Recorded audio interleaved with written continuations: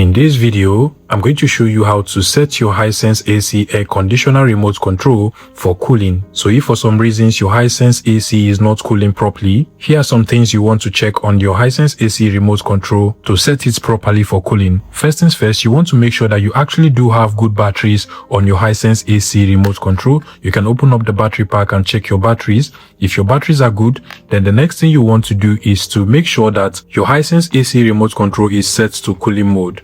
Now, the Hisense air conditioner usually comes with different modes, which you can change with the mode button, and by default, it should be in the cooling mode, showing this icon at the top right over here.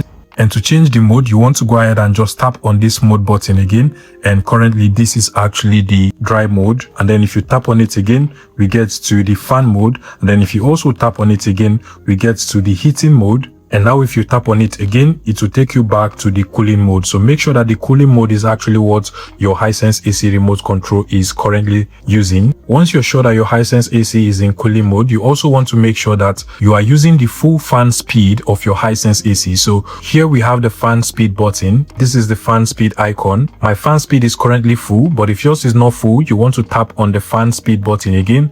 Currently, it is in medium. If you tap on it again, even lower. Now, if you tap on it again, you can see that it gets even lower. That notwithstanding, if you actually want your Hisense AC to cool properly and faster, you want to make sure that you increase your fan speed to the maximum. So go ahead and tap on the fan speed button until it shows this icon over here, which is the full fan speed. And finally, you want to make sure that you reduce the temperature of your Hisense AC all the way down. And to reduce the temperature, you just want to tap on the temperature down button over here. The more you reduce it, the more cooler your room is going to be. However, this is actually going to consume more energy when you decrease it all the way down to 16. And if you also do not want it to get all that cool, you can use the temperature up button to increase it. So you want to go ahead and choose the temperature reading that fits you. But keep in mind that as long as you keep on decreasing the temperature, the more cooler your Hisense AC is going to get. And I hope this tutorial was helpful, guys. If it was, please make sure you smash that like button and subscribe to this YouTube channel, guys.